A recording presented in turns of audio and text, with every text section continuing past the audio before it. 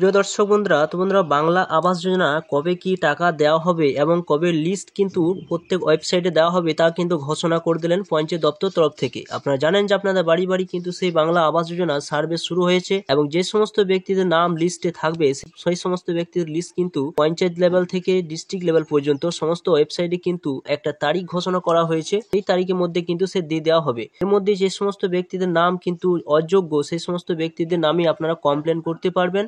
একটা পঞ্চায়েত দপ্তর থেকে একটি নতুন একটা খবর প্রকাশিত হয়েছে।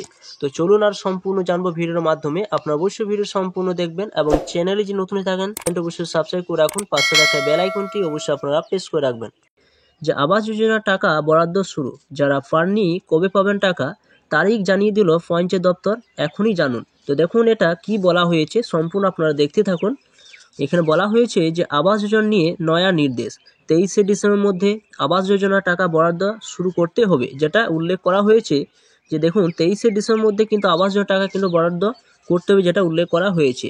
তাই জেলায় জেলায় নির্দেশ দিল পঞ্চায়েত দপ্তরে। তবে তার আগে 3টি স্তরে হবে আবাসের তালিকায় অনুমোদন দেওয়া প্রক্রিয়া শুরু, অর্থাৎ 3টি স্তরে কিন্তু অনুমোদন দেবে, তারপরে কিন্তু আবাস যোজনা টাকা আপনারা কিন্তু পাবেন। তো সেই 3টি স্তর কি কি রয়েছে তা সম্পূর্ণ জানবো এই ভিডিওর মাধ্যমে।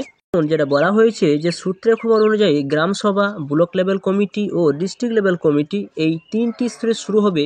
এই 3টি পর্যায়ে আবাস তালিকা অনুমোদন দেওয়া পরে অর্থ বরাদ্দ প্রক্রিয়া শুরু হবে। তো আপনারা জানতেই পারছেন এখানে কোন কোন লেভেলে কিন্তু আসতে হবে, তবে কিন্তু বাংলা আবাস যোজনা টাকা কিন্তু পাওয়া যাবে। প্রথমে কিন্তু গ্রাম সভা অনুমোদন দেবে, তারপর ব্লক লেভেল অনুমোদন দেবে, তারপর ডিস্ট্রিক্ট লেভেল অনুমোদন দেবে।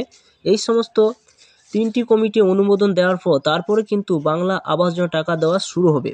তারপরেই কিন্তু অর্থ বরাদ্দ প্রক্রিয়া শুরু হবে, যেটা কিন্তু উল্লেখ করা হয়েছে।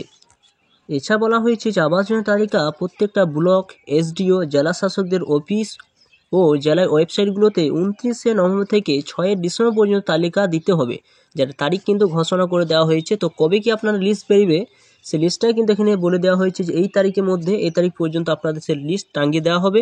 অর্থাৎ যে সমস্ত জায়গায় আপনারা সে লিস্ট আপনাদের নাম দেখতে পাবেন সেটা হচ্ছে ব্লক লেভেলে দেখতে পাবেন, এসডিও লেভেলে দেখতে পাবেন, জেলা শাসকদের অফিসে কিন্তু দেখতে পাবেন। ওই জেলার ওয়েবসাইটগুলোতে কিন্তু আপনারা 29শে নভেম্বর থেকে 6 ডিসেম্বর পর্যন্ত কিন্তু আপনারা দেখতে পাবেন। ওই সময়সীমার মধ্যে তালিকা থেকে আসা যে কোনো অভিযোগ হলে তার মীমাংসা করতে হবে। অর্থাৎ সেইখানে যদি কোনো অযোগ্য ব্যক্তির নাম থাকে সেখানে অযোগ্য ব্যক্তির বিরুদ্ধে আপনারা কমপ্লেন করতে পারবেন।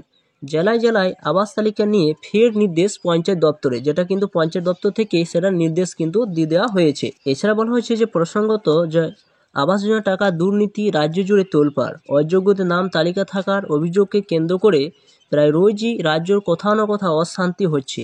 আবাস যোজনার সমীক্ষা নিয়েও কয়েকটি জায়গায় বিক্ষিপ্তভাবে বেশ কয়েকটি জায়গায় বিগত কয়েকদিনে বিক্ষোভের ঘটনা সামনে এসেছে।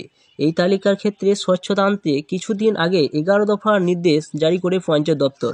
এবার আরও এক ধাপ এগিয়ে টাকা বরাদ্দ করার নির্দেশ দিলেন পঞ্চায়েত দপ্তর থেকে। তো আপনারা জানতেই পারছেন যে 3টি লেভেলে কিন্তু অনুমোদন দেওয়ার পর তারপর আপনারা কিন্তু বাংলা আবাস যোজনা টাকা আপনারা কিন্তু পাবেন।